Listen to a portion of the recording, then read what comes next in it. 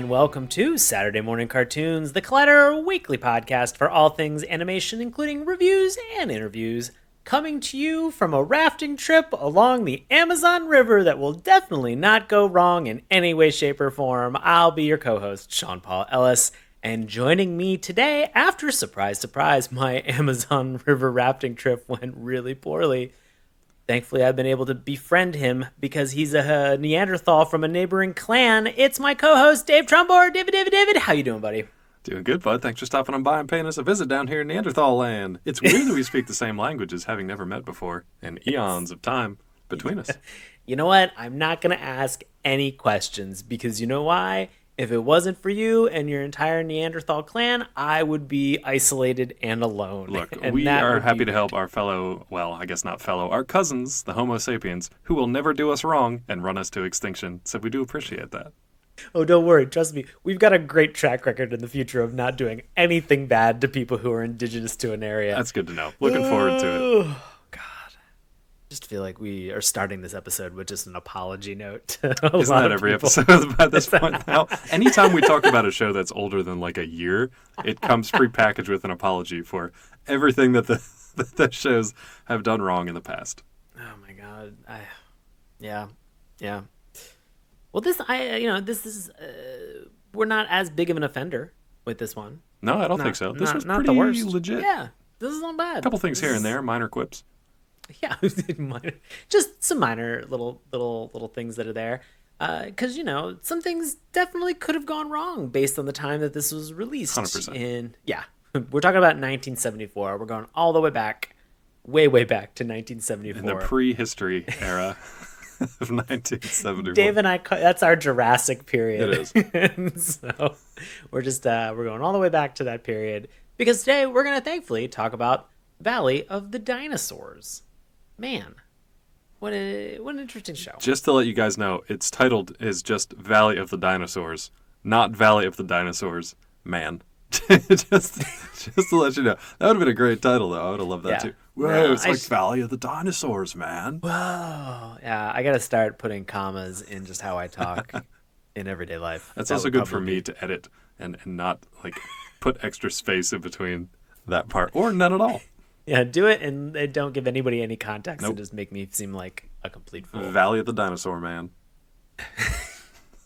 Now I want that. I want some type of like dinosaurs, anthropomorphic dinosaur man. Like we've talked about a ton of dinosaur shows on here, and this one escaped our radar for a while. So yeah. I don't know. Is this part of our dinosaur suite? It definitely is. Cool. It's our dinosaur symphony. I will almost contend and say that we have not watched enough dinosaur cartoons. More dinosaur cartoons in 2020. Are there more? Yep, and that's a Sean Paul Ellis guarantee. If you want to vote for more dinosaur cartoons, Saturday Mourning Cartoons 2020, that's a vote for Sean Paul Ellis. Please. Don't write me in as a write-in. Remember, your primaries are coming up. All right. So, Valley of the Dinosaurs. To get into this, we're going to turn this over to longtime friend of the show and our buddy, Bobby Anthem, to break it down for a synopsis of Valley of the Dinosaurs. Bobby, take it away. Deep in the heart of the Amazon, the Butler family was exploring an uncharted river canyon. Suddenly, caught up in a violent whirlpool, they were propelled through a cavern and flung into a hostile world of giant prehistoric creatures, a world that time forgot.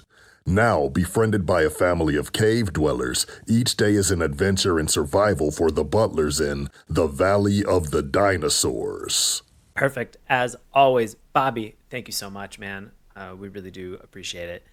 I'll say this because they don't have it on this show. I want Bobby as a cool talking dinosaur that rides a skateboard. Maybe we name him Denver. I don't know. So you want a crossover already? 100%. We're already at the crossover. There's already a point where just a Cadillac drives through with a Bobby Denver the dinosaur in it, and that's the level of show that I want from Valley of the Dinosaurs. I wouldn't be opposed to like an all dinosaur cartoon crossover at some point. Ooh. Everything that ever existed. This show, Dino Riders, Cadillacs and Dinosaurs, Dino Saucers, Denver the Last Dinosaur, Dino... Is there a Dino Bots? Something. Dino sure, Trucks. Probably. There's Dino Trucks. Yeah. Everything. I want them all together in a hodgepodge. Dinosaur Well, land. Dinobots from Transformers. Yeah, and I don't think they got their own show ever. Yeah, So. probably not. I was confusing them yeah. with Dino Trucks, which is kind of a kids cartoon, which is actually really good. Check that out if you want more dino stuff. Okay. Like I said, more Dino Cartoons 2020. I would 100% want something like this, but my question would inevitably be, for an anthropomorphized dinosaur, would it be weird to see what we consider and what we normally know is just like a regular old dinosaur? I'm trying to think of like what the human parallel would be. Like if I saw myself as just like a regular bipedal human, and then I saw myself as like another style of animal or another style of thing, that this is gonna trip me up all episodes. So yeah, are we in an Animorph situation here where you're gonna be on the cover of a book going from Sean to like what's your dinosaur of choice? If you could anamorph into a dinosaur, what would you choose? Size be damned, whatever you want. Yeah. I mean, probably a T-Rex. You think T-Rex? Okay. Yeah, I think I was a big Stegosaurus kid, and I feel like Velociraptor is real low-hanging fruit, but it would also be very cool just because of the speed that they had. Yeah, I don't know. Maybe Dilophosaurus. I don't know. They've got the cool neck fringe. I'm looking for style over form on this one, I guess, at this point. I think I'm going pterodactyl or one of the flying pteranodons or pterodons, whatever they're called these days. Quetzalcoatlus. Yeah. Those big guys. The those ones are Mexican cool. lightning god. Yeah, I'd be fine with that too. Anything that flies, I think that'd be a lot of fun. Yeah, that'd be awesome. Yeah. Damn it, you had a better answer. On leather wings. Well, let's get into Valley of the Dinosaurs. We are, of course, if you're new or a returning listener, we're going to talk about the good, the bad, and the LOL. Not the spaghetti western. Don't worry about it. Clint Eastwood's going to be on next episode. I can't wait. Yeah, I know. Last time he was here was just an empty chair. I was really disappointed. It was very awkward. He just screamed at it the whole time. So we're going to talk about what worked for this cartoon, what was good, what ultimately like made this cartoon successful. We're going to talk about the bad, but we're going to kind of approach it from things that maybe we necessarily didn't hit for us, recognizing that there are a lot of people, a lot of time, and a lot of money that is spent on making an animated series and a cartoon. So we're going to give some constructive criticism that we have here. We're not going to, unless it's like scathingly bad or like racist, we're not going to like, completely bash this cartoon. So don't worry, we're not going to get too over the head on this. And then we're going to talk about the LOL, what made us laugh, whether it was intentional or unintentional for this cartoon. So we know a little bit more about Valley of the Dinosaurs, and we also have the added bonus of having Valley of the Dinosaurs, man. So let's get into the former and talk about Valley of the Dinosaurs. Dave, what was good in this cartoon for you? What did you enjoy? What resonated? What made you think like, yeah, I want to take a trip there? Yeah, first and foremost, from like a high level, just the fact that it's an adventure story. We have so few of those today, and I don't know why. They're at like some point, I think in our history, and mostly talking American cartoons and American history, we kind of fell out of love with that classic adventure story. It used to be, all the rage. Robert Louis Stevenson books, like all those stories and adaptations, those are great adventure stories, and we just don't have them. And Jacques Cousteau, it brought kind of like the deep sea adventure into people's homes. Right. Jules Verne, classic sci-fi stuff, but also had an adventure kind of angle to it. The John Carter books, like all those that are like, now 100 years old or more.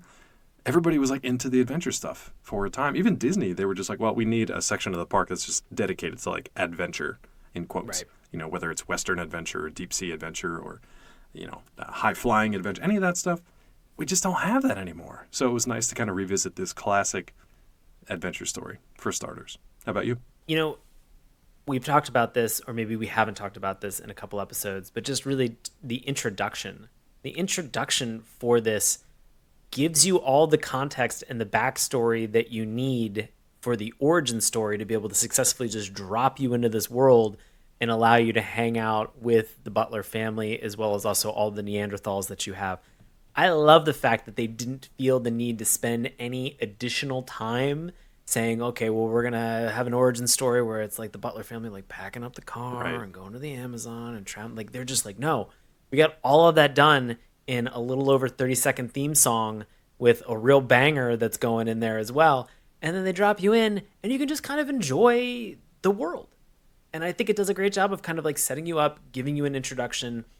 You don't really get the common roll call that I have criticized theme songs for before as well. And that does get a little bit of tricky because they're kind of, they have a familiar approach to each other that you are sitting there wondering, please somebody say a name. Who are you? Please just call each other by name. Just say once one is thing. fine. Yeah.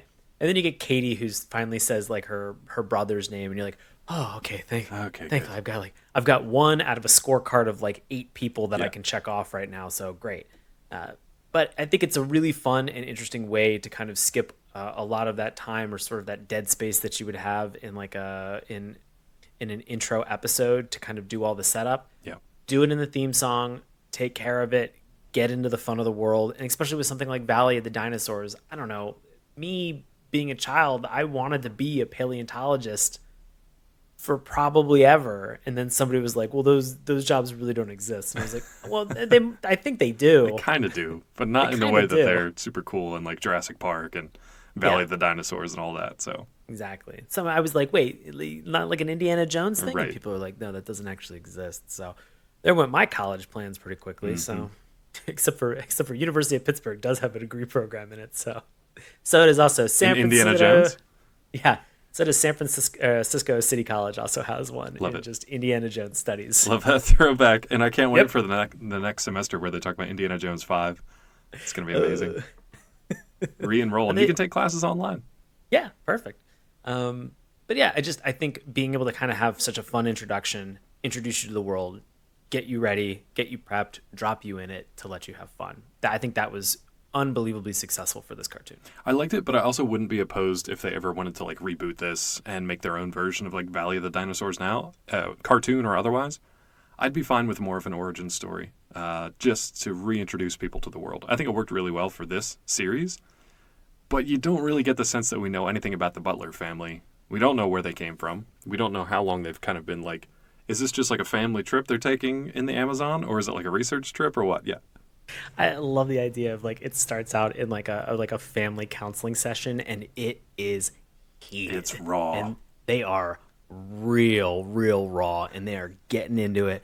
And the therapist is just like, look, as a counselor, like I really think that maybe, Dad, you've been a little bit too invested in terms of your work, and Mom, you've been a little bit too distant in terms of what's there, and like, your kids are kind of picking up some of these qualities, and like maybe just go on a vacation. Just take a riverboat cruise. Just whatever you want. Just to really kind of round out the family dynamic that you have for this one and give a little bit more more context than I actually really need to get invested in these characters. I will say, though, like the closest thing I can compare it to is Lost in Space. So they recently rebooted that on Netflix. It's really well done. They didn't spend a whole lot of time with the backstory. They kind of drop you in at this like inciting incident where all chaos is kind of breaking loose, and it splits the family away from the rest of their group, and they have to kind of like survive on their own in space.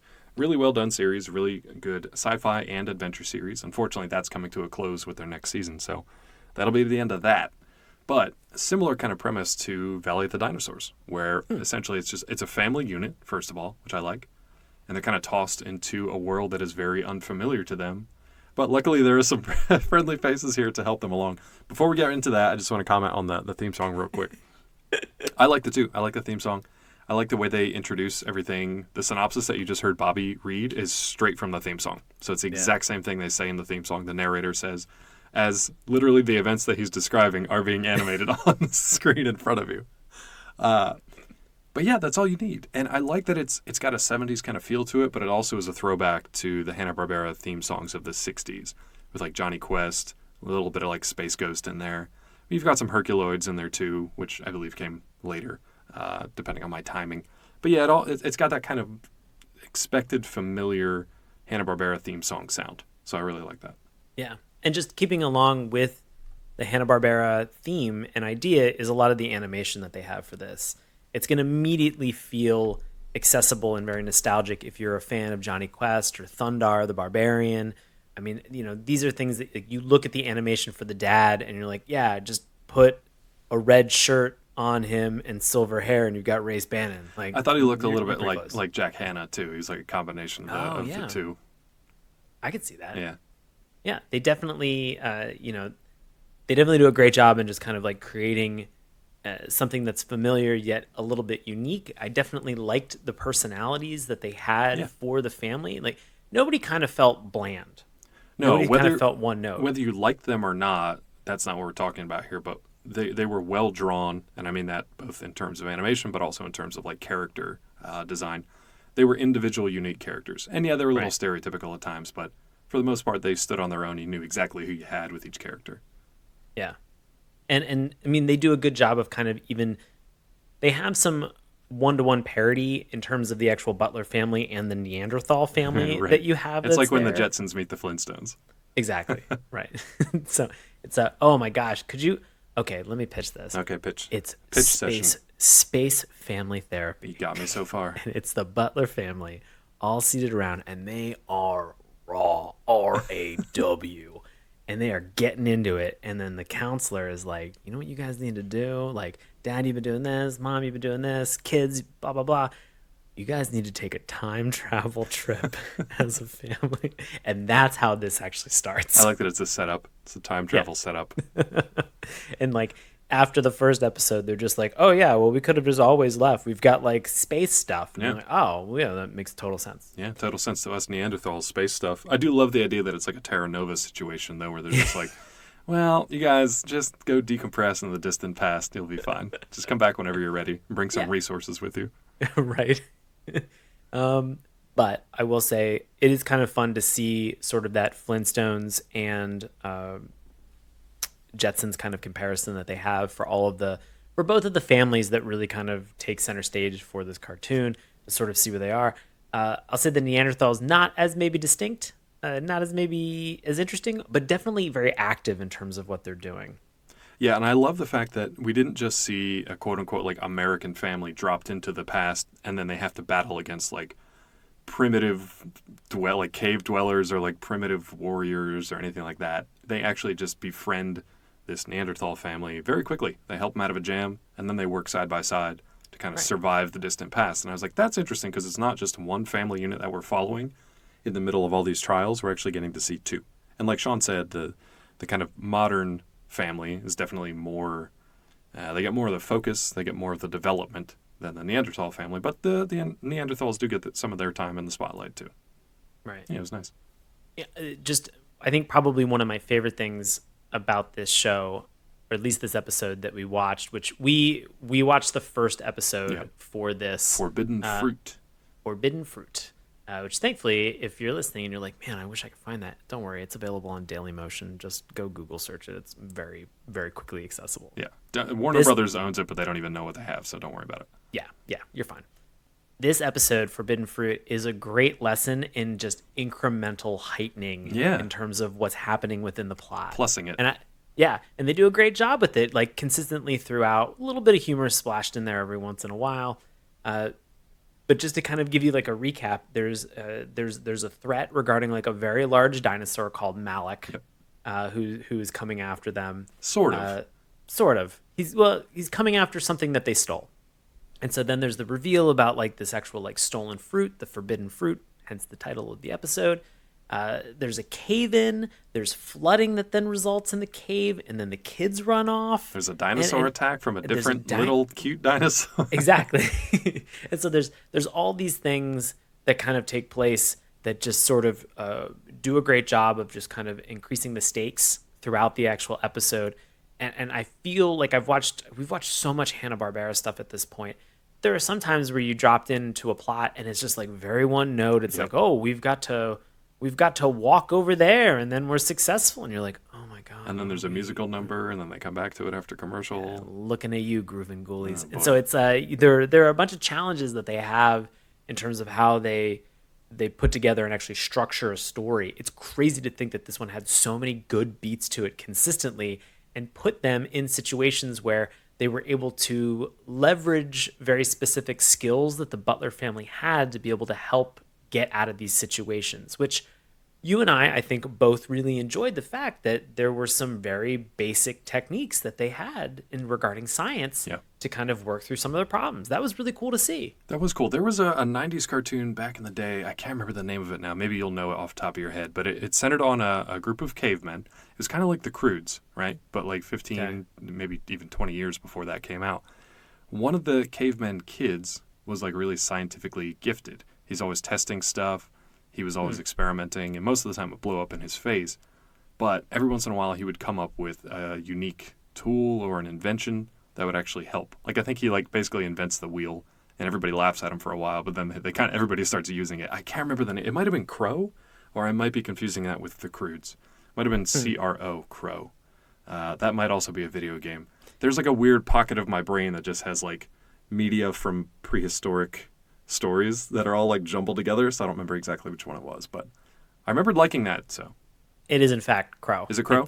Yeah, CRO. Okay, cool. Yeah, and that was the cartoon. Right. Nice. Yeah, they bring in a lot of like fun sciencey things. Yeah, and in this one, that's exactly what the Butler family does to help the Neanderthals. That, like Sean said, like if they get the cave in, they're like, well, we've got a few things we can try to do to get out, and then it starts flooding, and he's like, well, we've got a few things we can do to try to not drown. So. They're very simple, though. They're very simple, basic stuff, for better and worse. For better or worse. The simple concepts, the execution is okay, and then they kind of leave it at that. And unfortunately, there's no real lesson to be found, and I think maybe that is one of your points leading us into the next section.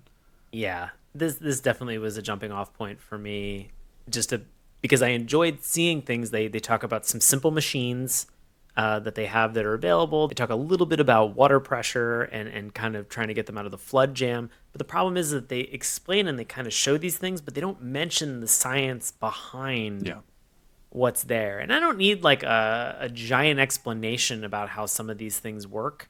I don't need to be, like super overwhelmed with the science that's going into this. Just maybe like a general concept in terms of like what's there. And I felt like for a cartoon of this nature, where there's like a point where they even say, they're like, my dad teaches science in school. It was like, yeah, great. Does he though? Maybe actually teach these people rather than just doing it for them. Yeah, and, you look at the fact that they are interacting with these Neanderthals and this entire family, and they're trying to help them, and they're in this situation that the Butler family has put them in this situation as a result of Greg. Yeah, that's right, Greg, looking at you. We're going to get to you in a couple minutes, buddy, because you are a real chaos problem. You're the worst, Greg. You're the worst, Greg. So, they get into this problem, and then they help them in terms of being able to get out of these situations, to help save themselves. But they never really kind of say like, oh, the reason that we're submerging these bamboo posts underwater is because of this. They're just like, no, you got to make sure that like you get them underwater and that they float. You're just like, all right, well, you could have added like a sentence. You could have added like an additional sentence to kind of try to like help understand like why they're doing this. And the reason I'm saying this is that there are a couple lines that are in this cartoon, just in general, just in the writing. And again, I'll go back and I'll criticize Hanna-Barbera all day about this. They do a terrible job of explaining to you exactly what they're about to do. And they did in the theme song, and it's fine there because you're seeing the story and you're hearing the narration.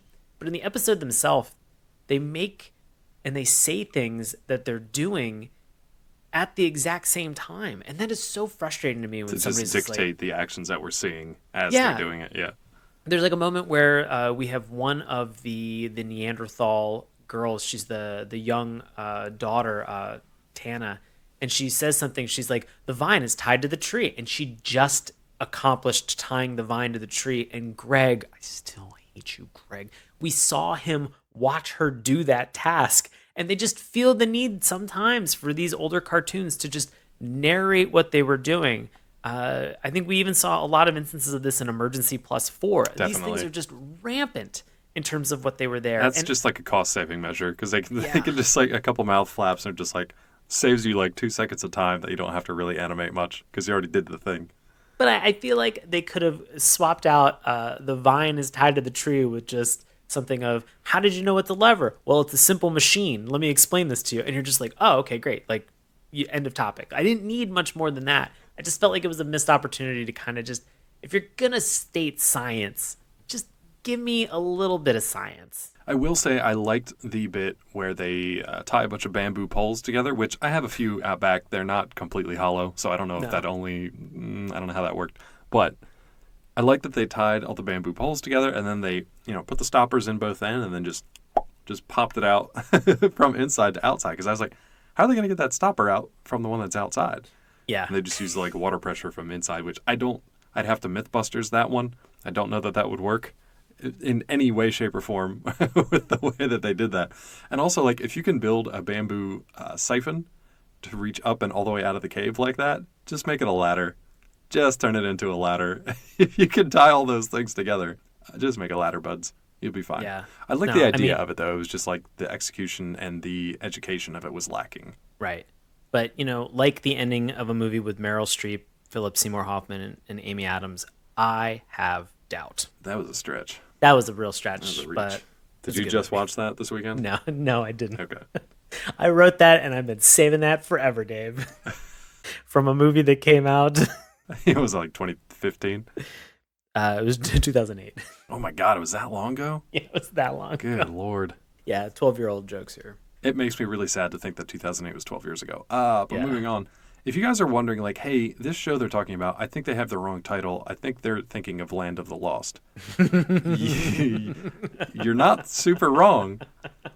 This show and Land of the Lost, the Sid and Marty Krofft live-action series about a family who basically crashes through a barrier and ends up in the prehistoric past with a bunch of weird creatures, they came out on the same day.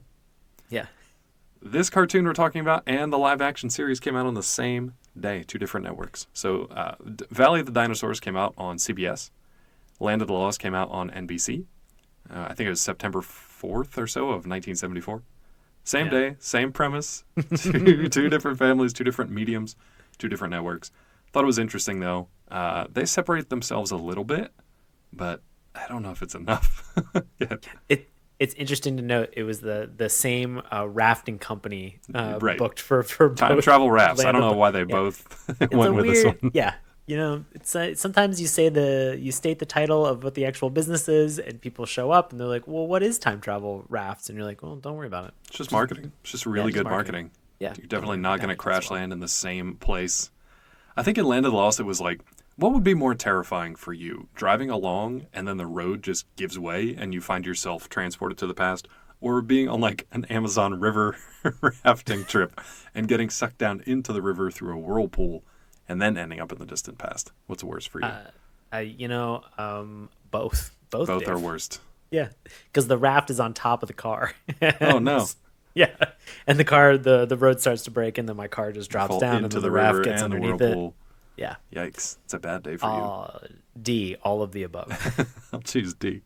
There's also a little bit Journey to the Center of the Earth, but not as much because that was intentional. These 2 stories are kind of like accidental trips into the past.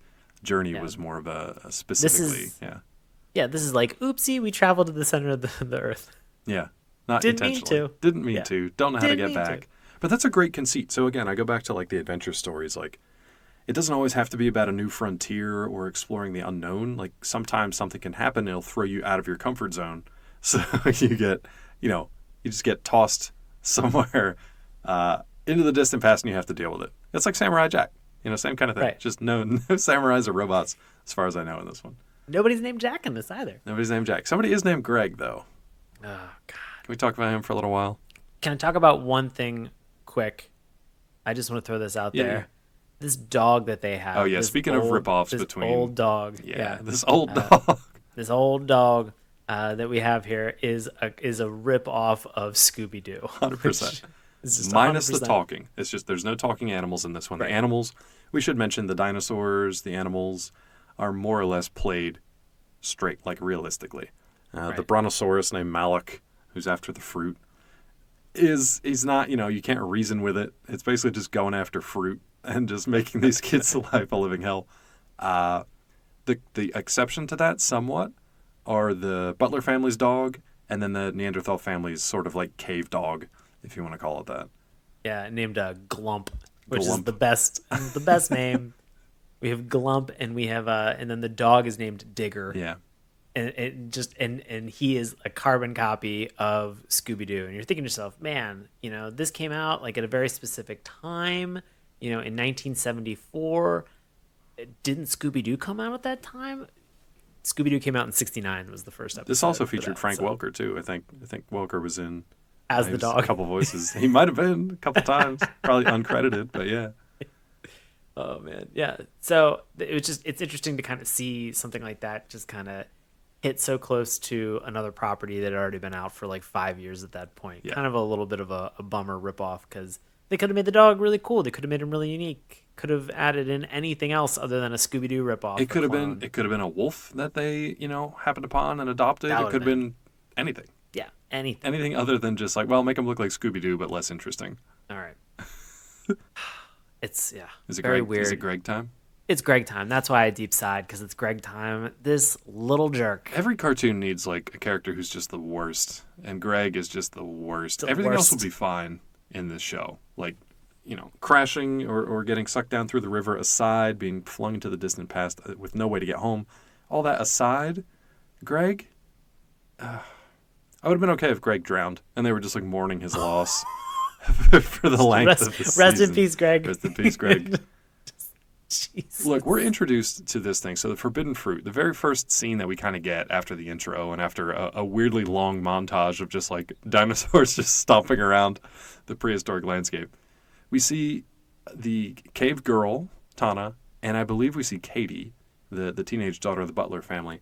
They're like harvesting fruit. Meanwhile, the dad is just eating the fruit that they're harvesting and commenting on how good it is. And Greg, with no shoes on, is just sat up on a rock eating just like a giant bag of this fruit too. So you've got the two women who are just harvesting all this fruit for the families. And then you've got these two a-holes who are just eating all the fruit as they're harvesting it. So that was like my first introduction, like, oh, okay. But then the dad turns out okay because he's, he's fine. Greg is a complete a-hole from the get-go. Yeah. There's almost a part of me that had wished in watching this that Greg had like learned a lesson or that maybe he had grown up a little bit. I'll get there because we do not get that. You would think if you end up as a young kid in the Valley of the Dinosaurs, you were going to have to grow up exponentially quicker than just a suburban kid or, that kind of had a lot of creature comforts. And Greg just does not seem to care. He is longing to be able to go back and get out of this valley. Well, now, you as a kid were a fan of dinosaurs, right? And I kind of state that more than ask that because most kids out there are like super fascinated by dinosaurs at some point in their young lives. Dinosaurs, Dave? Never heard of them. That's the thing. It's like Greg basically acts as if he's never heard of them. He's never heard of like T-Rex. He's never heard of a carnivore. He's never heard of thunder lizards. Never heard of any of this stuff. He's so detached from it. And he has at one point, he just says like, a dinosaur is essentially like coming to squish all of them, whether they know it or not. And he's just like, who's scared of dinosaurs? And both Sean and myself are like, you, Greg, you are scared of dinosaurs. And then he literally says that the next moment. He's like, well, maybe I am. Let me ask you this, though. Everything you knew about dinosaurs as a kid, you were probably fascinated by them. If you were thrown into the distant past, basically on your own, would you also not be terrified that some of these dinosaurs were going to try to kill you? I'd be dead within a minute. Yeah, I don't think we'd survive very long. Our podcast skills do not help. Dead with in the prehistoric past. It'd be me with a microphone and being like, "Hey, so Mr. Stegosaurus, could I?" Oh no, I'm dead. That'd be like the extent of how long I would probably last. He just got tail whipped, and it was very effective. Yep. Oh jeez. Wow. Emergent Pokemon and dinosaurs. I love it. One thing. You know what? It's better than a 12-year-old joke that I made. So True. Perfect. Prehistoric Pokemon. Yeah. Can we go through and list all the terrible things that Greg does? Starting with the fruit. Yeah. Right. So he's already eating the fruit that his like sister and his new best friend or whatever are harvesting for them. We learn fairly quickly that this fruit is actually off limits. It is meant for the giant brontosaurus named Malak.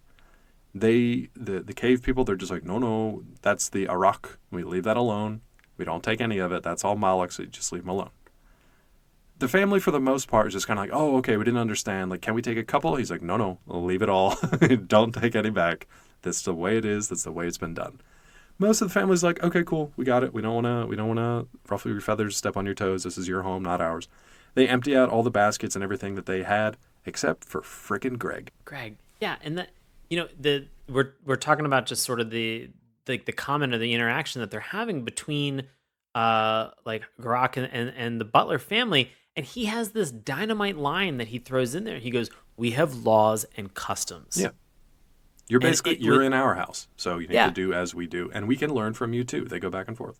And it could not have been stated and written in like any more of like a simplistic fashion. Yeah. It conveyed the message. Point taken. Great. We don't live here. We're strangers in a foreign place. Help us out. Yeah, leave all the fruit. Okay, got it. Unless you're frickin' Greg. Frickin' Greg. And he didn't just take like one or two. It would have been one thing if he just pocketed a couple and was like, all right, I'm going to sneak these back home because they taste like peaches and pineapple together. It's better than a banana split.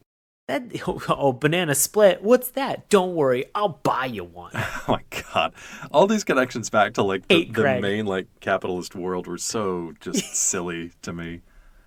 Hate Greg. But he doesn't just pocket a couple. He takes like a whole bushel of them to like hide away at home like a little shit that he is. Right. And that would be fine. Normally. It's like, okay, you stole some like forbidden fruit. Didn't work out so well in the Bible. But otherwise it would be fine. Right? However, what comes after the fruit? Oh, like actually going into the cave? Yeah, what creature is looking for the fruit and following them back? Malik follows them back to the cave, and then he's like a brontosaurus and just sticks his brontosaurus like long neck inside of this cave. Very weird and made me laugh out loud that it's a brontosaurus, which is a herbivore, and it had like a lizard tongue, like a snake and it had tongue like a that just gill like a too forked, that ran the length of its like 80-foot neck, which was a choice. It made me laugh real hard because I was like, wait, did we just, you know what? Fine, it's great. It's fine. It's a part snake, part. But they even say like that's a brontosaurus. They're not flesh eaters, which cracks me up because that's like a line that no one has ever said in real life. But flesh eaters. Flesh eaters. They're like, well, what's he looking for? So of course, because of friggin' Greg, the dinosaur causes a cave in, right? So there's so the dinosaur's outside. He's just like, well, I'm just trying to get my fruits. Inside, Greg still has the fruit. He's hidden it from everybody under like a tarp now. I think they finally discover it. But this is what Sheldon talked about earlier. They start to get into more and more trouble. All their efforts to get out of the cave end up backfiring. They cause a flood. They hit essentially like a spring in the ground, and then the cave starts to flood. So they have to figure out how to get out there. While the adults are doing that, what is friggin' Greg up to now? He's scurrying around the cave, deciding that he's gonna like run off On his own. And on his own into like this back area. We've got Digger, and we've also got God, Glump. I love Glump. They've got they're following him into the back recesses of this cave. And Tana's back there with him. Yeah. Yeah, and so they're in the process of like potentially just kind of clowning around, maybe looking for like a way to get out. Anything that's possibly there. They're putting themselves into more danger. There are more threats that are back there with like this little mini boss of a dinosaur. What was that thing? It was smaller than they were, but it looked like a full-scale T-Rex, just shrunk down to size. It's a little baby T-Rex. I was like, this little thing's full-form baby T-Rex. Super cute when he's growling and hissing at you. Yeah. So, of course, Greg's in trouble back there, so now they have to call for their sister Katie to come and help them out. However, Sean, if I was trapped somewhere and you were far enough away, but I was in like mortal peril, I wouldn't just say, Sean, come help me. I would say, Sean, come help and watch out for the dinosaur that's around that corner. Not just screaming for Katie to come help and not giving her any heads up to the flesh-eating dinosaur that was waiting for her. Yeah, context matters here, gang. Greg. It's Greg every damn time. It's ridiculous. I mean, Katie, thankfully, is able to save them in terms of what they're doing. They find a little hole. They get out.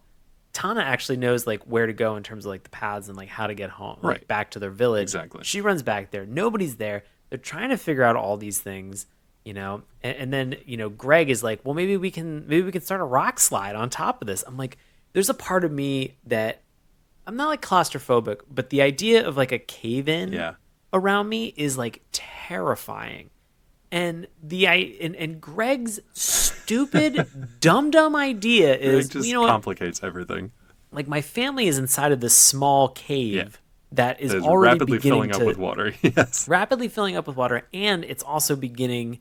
Like there's been a cave in, so like it's susceptible to further cave-ins. And his idea is like, what if I further cave in this cave? And you're like, stop with the cave-ins. I got you a jerk. cave-in to put on your cave-in. Yeah, it's just an exhibit meme. Like it's crazy what his thought process is. And then the whole time, that's finally when he drops in a little, nugget of just like, all I need is a lever. Tana just looks at him like a golden god Yeah. coming down, and she's like, how do you know all of this? Oh, my dad teaches science. You know what? I'm actually going to call BS on this. I think for the amount of stuff that's actually taken place in this episode, like, I think he just knows the word science and can spell the word science. Maybe. And that's like fingers crossed, hopefully, John Butler. But for all this stuff that's taking place, he's just like, oh yeah, we're just gonna kind of run into these awful situations, try to get out of it. I don't know. I laughed so hard at every possible thing that Greg was doing. Oh, I've definitely got a lot in the LOLs, yeah. Every step of the way, I was like, yo, rest in peace, Greg. Rest like, in peace, Greg. You you're should. But here's dead, the dude. worst part. Like you said earlier, like, there's no lesson really involved. Yeah. Greg even says, everybody's rescued, obviously, and everybody's fine at the end of the day. But they were all put in mortal peril just because Greg wanted to hold on to some of these fruits. That was it. And because he didn't listen. He didn't listen to his dad. He didn't listen to the village elders. He didn't listen to common sense. He didn't even listen when the dinosaur was literally just causing a cave-in. He still tried to hold on to his dang fruit. At the end, he's basically just like, well, sorry, Dad. And the dad's just kind of like, that's okay. That's okay. Most understanding your parents of the year award. Like, this kid has no discipline at all. He has no punishment. There's nothing to hold him accountable. He's going to grow up to be a real shit. That's all I'll say. A real problem child right It's here. a real problem child, Greg. Real problem child. I want to point out a couple lines that made me laugh so increasingly hard. Are we in LOL territory? Yeah. I was Nice. like, this is so silly. It cracked me up. We talked about Tana like going back to like the where the village is, and she walks into this cave and there's like an elder that's in there, and she just goes, "Hello, old one," and it was said like a robot, and I lost my mind. Just how. Can I talk about how funny the context was surrounding that story too? Yeah. So, for context again, all the adults are back in the cave and they're trying to like string bamboo poles together to siphon water out of this cave. It's pretty convoluted, but whatever, it kind of works, but they still need help. So the kids manage to squeeze their way out. They run all the way back to the village. We don't know how far away that is. Could be 2 minutes, could be 20 miles. I don't know how far it is. They don't seem too out of shape when they get there, so it's probably not too far away. But they get there looking for help. They find an old woman and they're like, well, there's no adults here. The old woman says, they're all out hunting. They'll be back in a few days. So the kids are just kind of like, we're not even going to bother telling the old woman what the problem is. We're just going to run all the way back to the cave that we just left and then try to figure something out. There was just something about the like timing of it and how they didn't even tell the woman, like, look, if one of the hunters comes back, here's a situation. Please send help then. We're going to go check this out. They just wasted time running to and from just to pop in on an old woman and just say hello. Again, context really matters here, Gabe. Yeah. You talked about a little bit about the fact, like, you know, there's this moment when there's the cave-in and then there's a flood. Well, John Butler then looks John Butler. Every time you say his name, for some reason, it just gets funnier. John Butler. John Butler. So John Butler is looking at this this leak that has started to occur inside of the cave after the cave-in, and he just goes, "Oh, an artesian flow." Just. I don't know what it was. This is the dumbest thing for like somebody who's a man of science to like throw out in any way. I'm like, yeah. He could have basically just went, oh man, look at this Dasani flow. Look at this Deer Park flow. Just shut up, John. Like, you garbage human. I like that he turned to the tribal leader who's with him, and he's essentially just like, wow, great news. You've got artisanally sourced well water here. Your value of this cave just went up 120%. Congratulations. His hipsterness just kind of like started just overflowing. It's great. Like, oh, an artesian flow. Who cares? It's water. John Butler, get out of there. What was so weird is like nobody's really freaking out. Everybody's just kind of like taking things in stride, and it's just kind of like, that was a cave-in because a giant monster dinosaur wanted to get these forbidden fruits. Okay, we'll deal with the next thing. We've just caused an artisanal flow to spring up out of the ground, and we're all going to drown to death fairly soon. Let's see if we can't figure that out. Yeah. There must have been drugs in that auroch, like that fruit that they've been eating. It just chilled them out, man. Just chilled. And there's so much THC inside of that thing. They were just like, just so chill. They're just like, hey, we'll figure it out if we won't. We'll just like die together. It'll be totally cool. Oh, cool. This water's like real chill, man. It's like so fresh. Yeah, nice. Now, there wasn't really any kind of like romantic relationships. Speaking of how everybody is just very, they're kind of like dull, and the fact that they don't have any real ups and downs emotionally speaking. Yeah. Even the husband and wife duo of the Butlers are kind of, it's a little cold. They're just kind of conversational with each other, which is fine. They're a separate bedroom. They're separate beds in the same room. Yeah, one of those situations. But what do you think about Locke and Katie? Think they got some potential there? Yeah, I think they got some potential there. Yeah, I think she's working. She can. I mean, she's gonna get it. She can get it. Yeah, and he can good get for it her. Too. Good for her. I'm gonna be honest. Like, good for them. I'm gonna say both of them can get it. Yeah. Yeah. What do you think about Tana and Greg? I think they're too young. Yeah, I mean, rest in peace. Rest in peace. Rest in peace. I think they're too young. Tana obviously likes Greg, but they're too young. Yeah, she can mourn him later after he does another dumb thing in episode 2. If he's going to get everybody else killed, he'll be the last one alive. If and when this ever makes its way to the CW as like a young adult live action series, keep an eye out for Locke and Katie, because they're going to be the ones to watch. They're going to be the one true pair. I almost want to say if it gets that kind of like Riverdale reboot on CW, what a great way to just be like, man, we went on a vacation and we lost our brother. We just lost him. Just like, never to be seen again. And that's just how the episode starts. Or maybe they go on a rafting trip to like mourn him and scatter his ashes. This is getting real dark. And yet you're laughing. Look, if you guys think we're being too harsh on Greg, here's one final thing that he says. He's trying to impress Tana, and they're in this other cave system, and he's like, it's like the Carlsbad Caverns.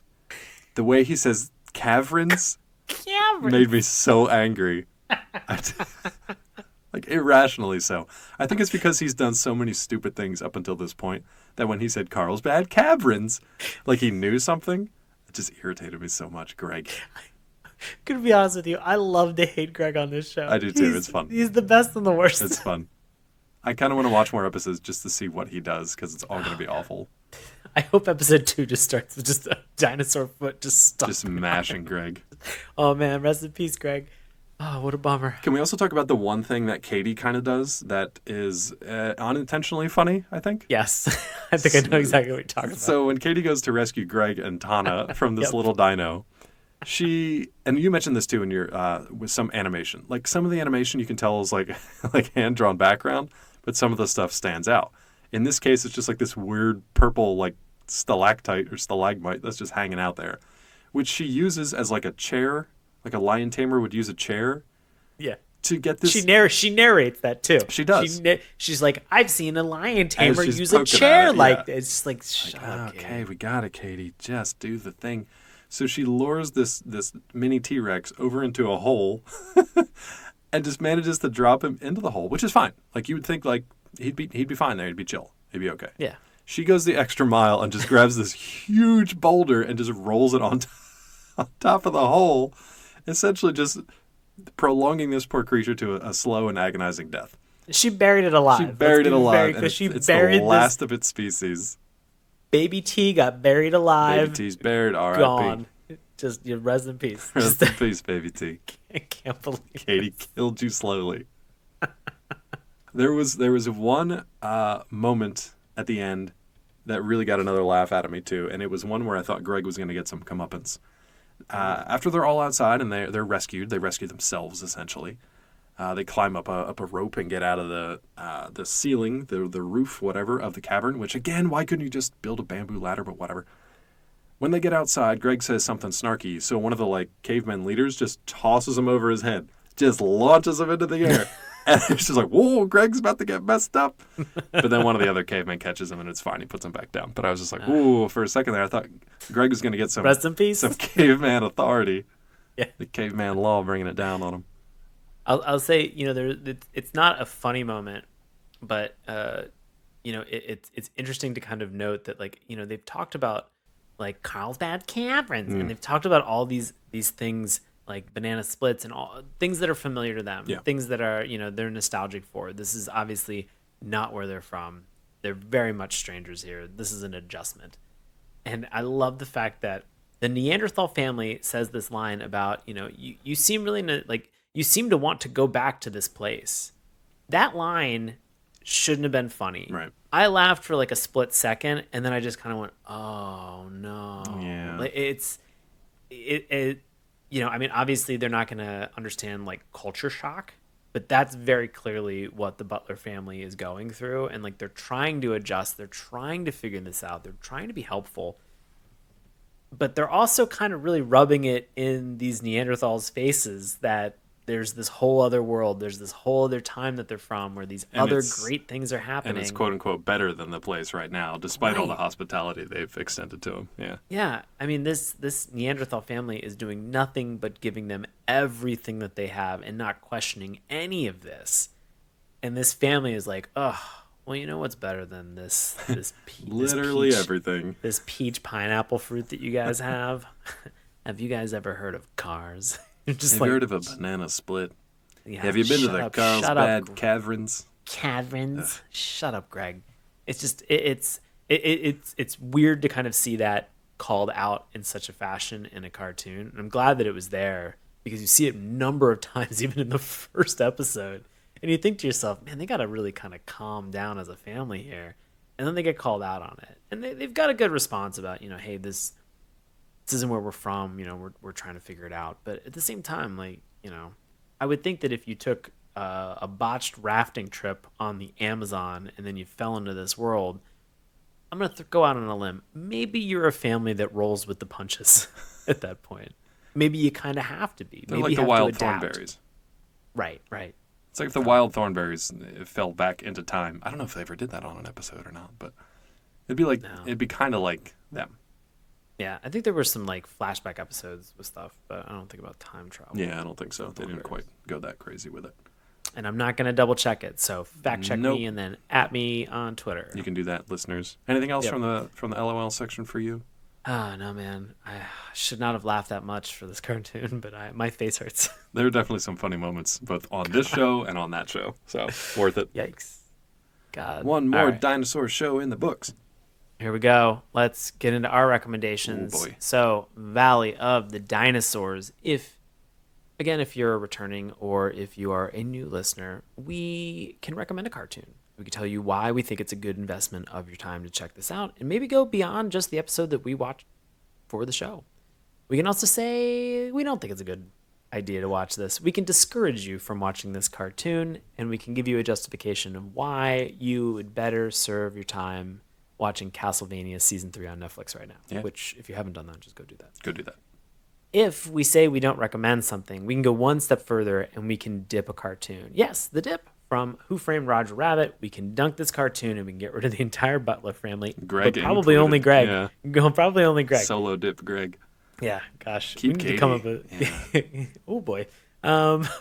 Rest in peace, Dave. We can dip this cartoon and erase it, and then we will just make fun of this cartoon. But in terms of our eyes and for the purposes of the show, we are going to erase it from the annals of our cartoon history. So that's where we're going. Valley of the Dinosaurs. Dave, what's your recommendation, buddy? I think I'm going to go with a soft recommend, Okay. which it's tough. I'm a little on the fence with this one, but I think it's just because I really do like adventure stories. Yeah.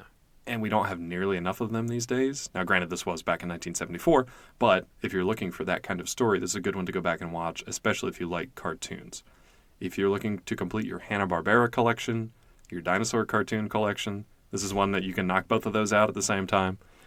If you are a fan of Land of the Lost, either the 70s series, the 90s remake, or for some reason the 2009 movie that was terrible, you can also go back and watch this because it's the same kind of premise, just with a different cast and a different kind of conceit. So, soft recommendation. You don't necessarily need to run and drop what you're doing and go check this one out, but if you're just looking for something a little different and a family-focused adventure story, check out Valley of the Dinosaurs. It's not bad. Surprisingly not bad. But what do you think?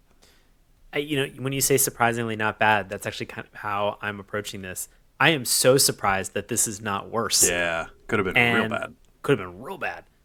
74 sometimes, not a great year in terms of just how we kind of address certain family dynamics and genders within the nuclear family structure. Yeah. I think this cartoon was actually very successful in terms of some of the things that it was talking about. We get very interesting characters, interesting setting. Obviously, I have watched a lot of Land of the Lost, but probably from the 80s and 90s live action that they had with Slee Stacks and everything like that. And so for me, this obviously felt very familiar. I loved kind of having this cartoon animated version, and I think that there's probably a lot of things, if you were to continue to watch Valley of the Dinosaurs, that they could do in an animated series that would make it very hard to be able to accomplish and do in a live action version. So I love the idea and the potential and possibility of kind of really having a lot of fun with the world. You know, just in terms of animation, I love Thunder the Barbarian, and I love like the old Johnny Quest stuff. So this, just in terms of visual appeal, kind of just sucked me in right away. Yeah. But we've been crapping on him all episode. Greg, I hate this dude. Greg almost earned a I hate dip. this guy. Yeah. And I want to watch to see if Greg actually ever has comeuppance or learns a lesson or just like rest in peace, Greg. Like I kind of want to know like if they actually go in any type of a direction for this. And you know, it's bonkers to think that this is only 16 episodes. Yeah, that's it. It was one season, 16 episodes, of like a couple of months, and it was done. Right. I'm kind of curious to actually like hunker down and like watch the other 15 episodes. Sure, they This might. isn't like You know, it's WB, so they might have direct to DVD order that you can do. You can just pick up probably for like $12. They'll just do a print on demand order of Valley of the Dinosaurs. They'll dust off that old parent copy of it and just record you a disc and send it your way. But I'm really surprised how much I enjoyed this cartoon, and not just simply because there were dinosaurs that were in here. Right. And we've obviously Which sometimes talked is about, enough. That's all you really need. Yeah. Sometimes it's plenty, you know, and it's more than I need, but just kind of surprised that like dinosaurs weren't necessarily the big selling point for this Valley of the Dinosaurs cartoon. Right. There was a lot of other things here that I thought were worthwhile in terms of watching. And so it gets a recommend for me. Nice. Very cool. 2 recommendations, no dips. There we Despite Greg being a real ass. Oh my God. What a jerk. Speaking of people who are 100% not jerks. That's segue magic. I love it. I love it. You heard our friend on this episode, Bobby Anthem. You can hear him on his paranormal podcast, Inhuman Experience, along with his co-host, Bobby Blades. You can check them out on Twitter at IEXP_podcast. And Bobby has a solo show that's inside of the stream for Inhuman Experience. It's called In Search of My Lost Soul. Please check it out. Bobby is a true gem and beautiful human being. That show is available on Apple Podcasts, Stitcher, anywhere that you find podcasts. So please support them. Check it out. Dave, what do you got going on, buddy? Same old stuff, bud. Every day of the week, you can find me over at collider.com. You can also check me out on Twitter at Dr. Claw MD. And if you're the reading sort, you can pick up my book, The Science of Breaking Bad, available wherever books are sold. How about you, bud? Oh, man. As always, I do live improv comedy in Washington, D.C. with a group that's called NOX. That's NOX exclamation point. We perform with Washington Improv Theater. You can find tickets and times with dc.org, although I don't think any shows are going to be going on Probably for a while. not for a little while. Yeah. No, they've been canceled. I got an email today. Yeah. They've been canceled for like the next 2 or 3 weeks. So stay home and listen to our entire catalog of Saturday morning cartoons. That should keep you busy into the summer. Yeah, right. You can also always find me on Twitter and Instagram at Sean Paul Ellis. And if you're interested, I have a comedy podcast that's out right now. It's called The Bureau, which is, if you're familiar with the Earwolf podcast, Teacher's Lounge, it's the same concept, but it's for people who are in a break room or a skiff lounge inside of the FBI. Yes, the J. Edgar Hoover building. And I play somebody who is dealing with health and human resources. So I have a blast on that completely improvised podcast. You can check out The Bureau anywhere that you download podcasts. But speaking of podcasts, speaking of this very podcast, want to support us? Oh my gosh, you're like the nicest human being in the world. I needed that compliment today, so thank you. You can check us out on Patreon. Go on Patreon, search Saturday Morning Cartoons. Remember, morning with a U. You can support our content. You can also just tell a friend, because you know what? I understand how telling a friend works, unlike Apple iTunes. You can also go on Apple iTunes and recommend us and give us a star or a rating over there. I don't know how that works, though. I think it benefits this show. We're, like 6 years in? We're still figuring it out. We're doing great. Yeah. Eventually. It's good. As always, you can slide into our DMs on Twitter at Morning Tunes. Remember, that's morning with a U. You can check us out on Instagram and Facebook, Saturday Morning Cartoons. And you can drop us an old-fashioned email, SaturdayMorningCartoons@gmail.com. You can find all these links and more in the link tree, which is in the bio for all of our social media sites. And as always, You can listen to us on YouTube, Apple Podcasts, iTunes, Stitcher, Google Play, Spotify, anywhere fine podcasts are sold. Man, that is going to do it for Valley of the Dinosaurs, Dave. We're out the valley, out the other side. I almost want there to be, like, if we could just go out with like the sound effects for a pterodactyl. Because I know the same one that they use over and over and over again in every Hanna-Barbera cartoon. Just like, perfect. Just nonstop. Perfect. Thank you so much, and we'll talk to you next week. See ya. I'm 100% going to loop that at the end of the show. Hey, everybody. Thanks a lot for listening to Saturday Mourning Cartoons. Now, if you'll excuse me, I have to transform and roll out.